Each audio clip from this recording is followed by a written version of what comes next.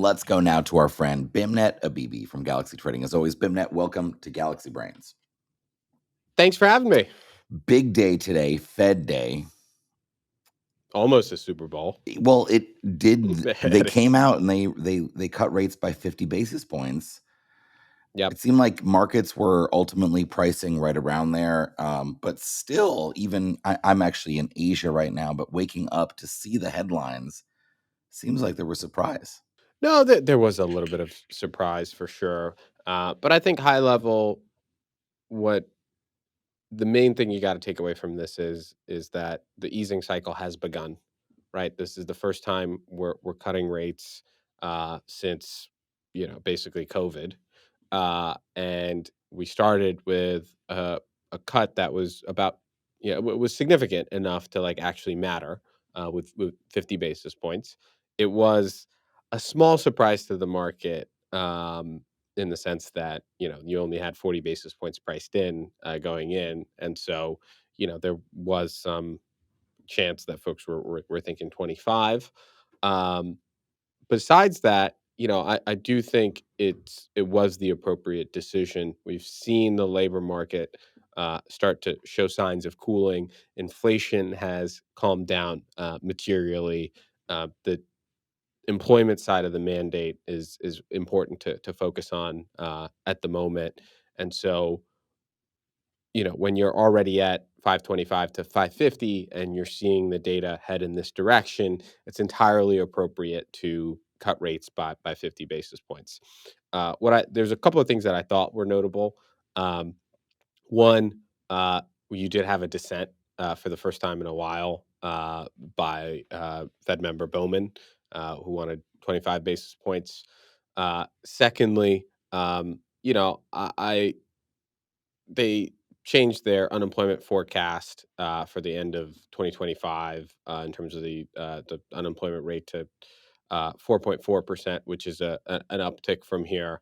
But it does show that that is kind of what they're thinking in terms of where the labor market is headed. We're probably going to slow down, but there was plenty in the presser that kind of acknowledged the fact that the economy is still in a half decent shape.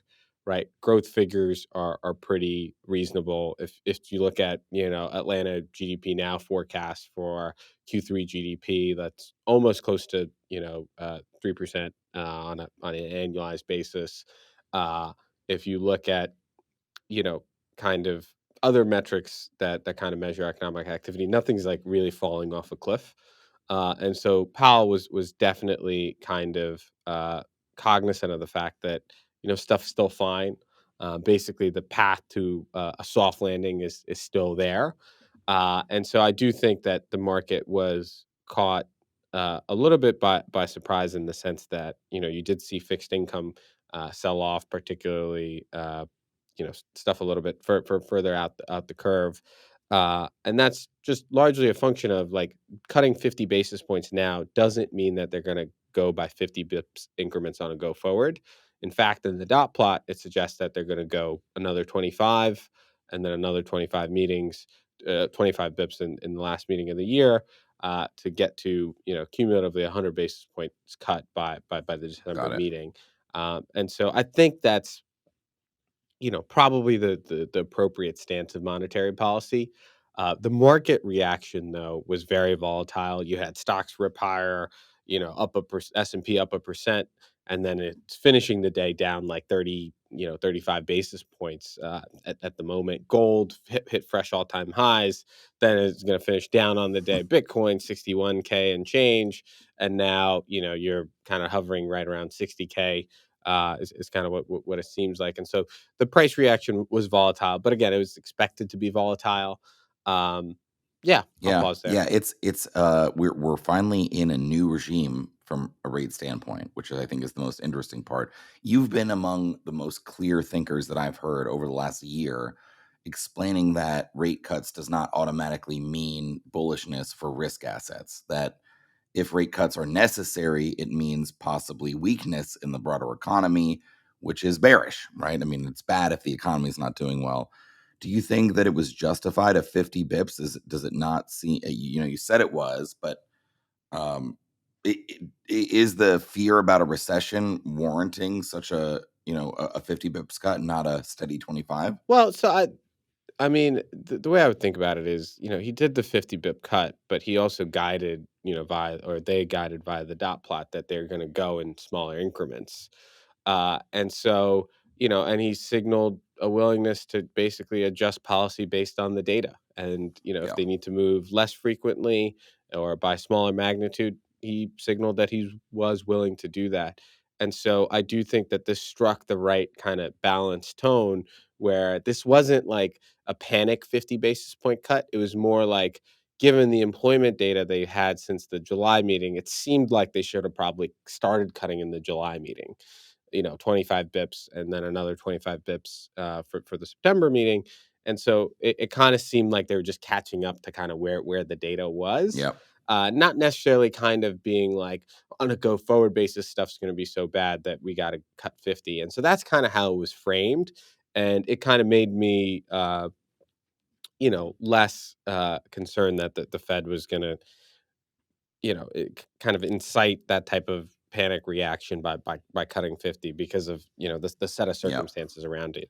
But high level, you're right in the sense that I do think that if we are going down a recessionary path or a hard landing path more, if that's more likely than a soft landing path, I think equities are very mispriced. To give you guys some context, I think earnings growth for uh, the Magnificent Seven in 2025 is expected to be like 14%. And for the rest of the 493 stocks in the S&P 500 is expected to be around 9%. And so that's a lot of growth to have uh, in an economy that might be slowing down a lot. And so I just think that there's a little bit of a disconnect between, the Fed cutting rates because stuff's softening and kind of where forward earnings growth is expected to be. And so that's what I'm cognizant of right now, particularly because, you had the S&P at an all-time high Right. yesterday, Right. right? And so your risk reward for holding these risk assets isn't, it didn't seem that attractive. But I will caveat that with saying that generally when you ease monetary policy and you ease financial conditions, that's broadly supportive of risk, from the simple standpoint that cash ultimately has lesser value, Yep. right? And so, but right now, I mean, the cash rates are still juicy, right? It's still very compelling. But it can't be said enough that, if the Fed did cut by like 400 basis points, like that would probably be very, Yeah. risk That's positive. fair. And so it just it all else equal. All right. Lastly, on this topic and in general, what about the balance sheet, the Fed balance sheet? I mean, they're cutting the overnight rate here, the minimum rate, the Fed Yeah. funds rate, but is there any hint of any further, Fed action on their balance sheet side? Nothing concrete. Basically they stuck with the policy stance that uh continued balance sheet normalization while lowering interest rates is kind of consistent policy because they're, well, on one end they're just kind of managing the balance sheet of the Fed to kind of get to more normal. I mean, it kind of like, just backing up, like the Fed balance sheet is so big that if they do like even like, you know go back to like $100 billion a month in runoff, like it's still not doing a whole lot from the standpoint that, there's still a ton of like net dollars outside of, not net, but there's a lot of dollars that offset that balance sheet runoff, right? The Fed pays out 5% and change on all of the excess reserves in the banking Hmm. system, right? Hmm. That's a ton of money that's flowing in back into the economy, and things like that. And so, just because they're reducing they gotten the pace of runoff to a reasonable level and they're continuing it doesn't mean that it's really doing that much impact. And so it's at a place where I think the impact is relatively benign, but from a policy consistency standpoint, there are a lot of market participants that are like, you're cutting rates, but you're still running off the balance sheet. That seems Right. inconsistent. And what the Fed is trying to do is trying to communicate the fact that it is consistent policy because you're just normalizing things to healthy levels, both in interest rates and in balance sheet policy. All right, my friend, Beimnet Abebe from Galaxy Trading, as always, thank you so much.